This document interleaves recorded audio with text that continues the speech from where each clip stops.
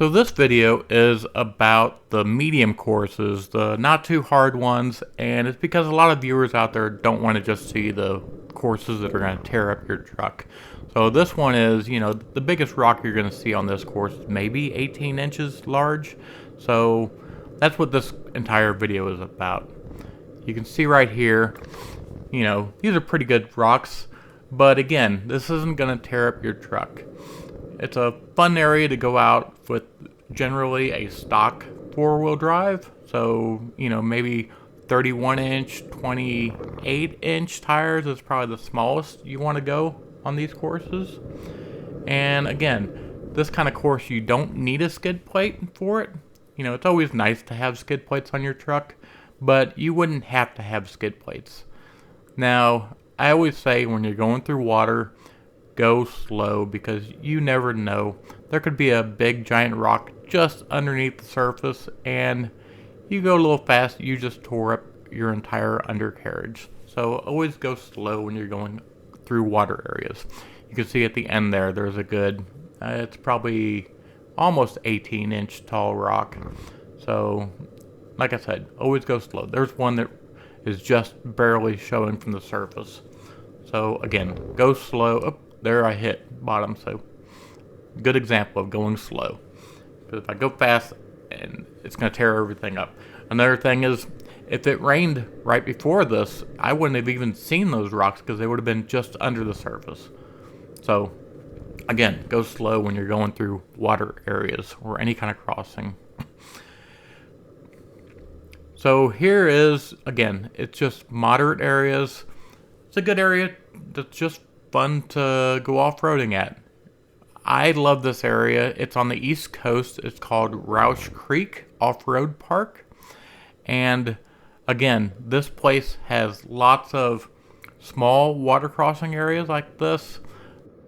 Most of the trails are green trails. What that means is they are like a 1 through 3 rating. What I really like about Rausch Creek is because 70% of these trails are green trails, you can drive on a lot of trails. You can go 2 days of off-roading on these green trails and have a ton of fun all day long and never touch the same trail. Miles and miles of trails. That's why I really like Rausch Creek, because like I said, 70% of it is green trails. And the nice thing is, probably out of the 70% that's green trails, I would say that 70% of that is a higher green rating. So it's more of a 3, maybe a 4 rating. And a lot of these ratings are scaled from 1 to 10 in the off-road world. So 1 through 3 and 4 is borderline green trails. So these are, like 3 or 4. Right, this section would be maybe a 2, and here, right up here, is a 2.5, 3. It's not too hard. So I'm just trying to give you a little sense of what these rating scales are. Generally, if you have a green trail, that's 1 through 3, and some of the 4 harder ones are kind of in the green trail area. And then you got blue trails, which are 4, 5, 6 is kind of the blue trail area. And then you start getting into black and red, and there's a purple too. I think purple is between blue and red, if I recall. But the hardest ones are 10 ratings, which are extremely, extremely hard. You can't do anything with a stock off-road truck with that. What I generally say is a blue trail, you can have semi-modified truck to go on a blue trail. But this video is all about the green trails. But again, you can have a lot of fun on a green trail. And you can see here, we're getting some pretty good extreme wheel angles going on this green trail. So tons of fun on green trails too. Now there's another park on the East Coast. It's Anthracite Off-Road Park.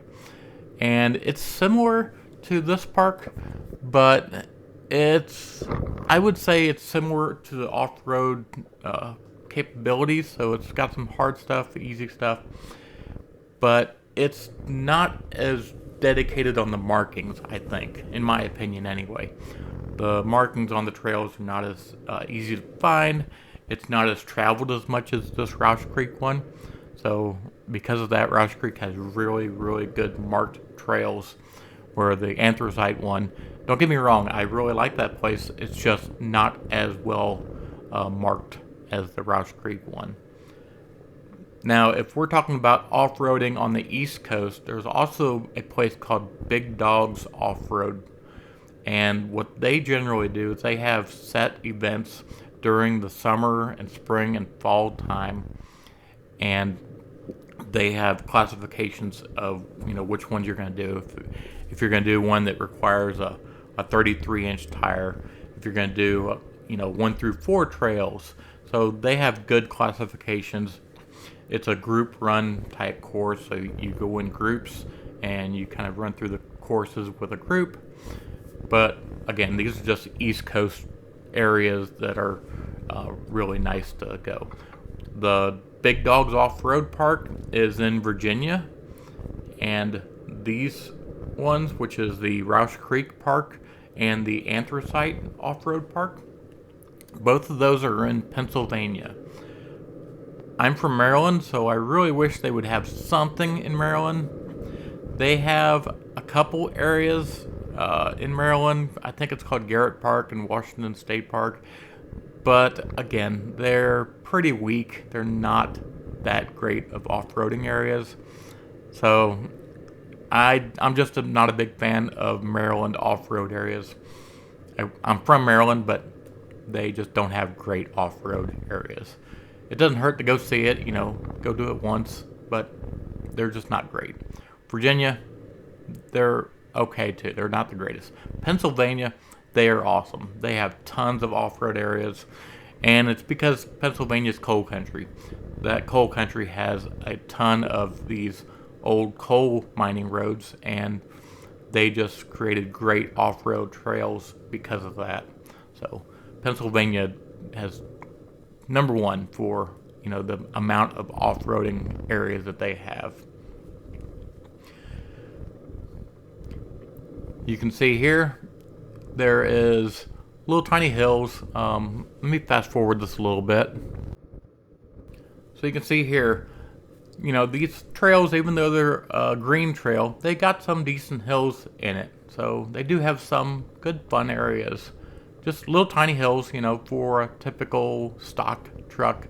And like I said, we want everybody to go out here and have fun. We don't care if your vehicle is jacked up, 8 inches off the ground, or if you don't have a lift kit at all. We want everybody to go out here and have a ton of fun, because that's what this is for. So I'm going to fast forward a little bit more. Oh, and the cool thing is, see that rock there? You can put your tire on that rock and climb up. Get a cool picture. Don't climb up on that stump to the right, because that's going to pop a hole in your tire. But that rock on the left side, get a good picture, climb up on it with your tire, and lots of fun. Now this is the springtime when I went down here, so lots of greenery, tons of everything's grown up. During the winter time, it's also kind of fun because they have so much water areas. They have a lot of ice, and it's pretty fun and a little bit scary, because you start pounding through your truck through 3 inches of ice. It does break through it, but it makes some nasty noises when you're breaking your truck through 3 inches of ice. It just feels like you're boom, boom, boom, tearing up your truck. But I didn't tear anything up, so it's fine. My personal preference is the springtime coming through here, because during the springtime, it's nice. The trails are all, marked out nicely. That's my buddy in front of me. He's got a Jeep Gladiator. I have a Toyota Tacoma. So we both have a lot of fun out here. It's pretty good trails. The Jeep Gladiator and the Toyota Tacoma, both 4 doors, they are pretty competitive with what they're doing out here. Both me and him, we have about the same amount of wheel slippage, and You know, maybe because of the breakover angle, I don't bottom out as much on the center area. But again, he doesn't have to worry about his nose as much as I do. So when I come up to a rock, I kind of sweat a little more, where he can just crawl right over it. Now, he has his front pumpkin he has to worry about. So when he's coming up to some pretty big rocks, he has to worry about where his pumpkin is located to where the rocks are. Where I have a Toyota Tacoma, and I don't have to worry about that. With the skid plates, they pretty much just skid right over any rocks in the center. And it gives me about maybe 3-4 inches of extra ground clearance in the center because I don't have that pumpkin. So let's get back to talking about these trails. Some of these trails are built right off the power line roads. So this is a top side of a power line hill. You can see to the right over there, it was a kind of a dip down, and to the left it's a dip down. So it's just the cap of a power line hill area. So if you want to know about the camera that I have mounted on the hood, I have a camera that's mounted on the front grille, and basically I can point it up or down whenever I want to. And whenever I get to a really, really dangerous area, I point it down because I can't see anything over the hood. You know how off-roading is, you got this giant hood in front of you, can't see anything when you're coming down over something. So that's why I can aim it down when I need to. And I got it synced to an iPad on the dash. That way I can see everything from the dash. It gives me a good view when I'm off-roading. That way I can stay safe when I'm off-roading. So the camera that I use is actually a Acaso V50X. It's the Acaso V50X is the camera. And this camera I really like. They have another camera called the Acaso EK7000. It's not a bad camera, but the problem with that camera is even though it says 4K, the 4K stabilization is a little bit off. When you hit bumps, it really, as you can see, this recording was with the old EK7000 Acaso camera, and it's kind of shaky.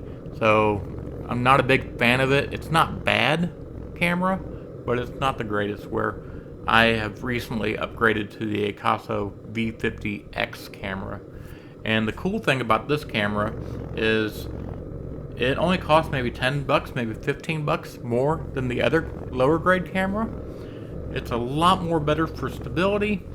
It works better, it records better, it's better in low light.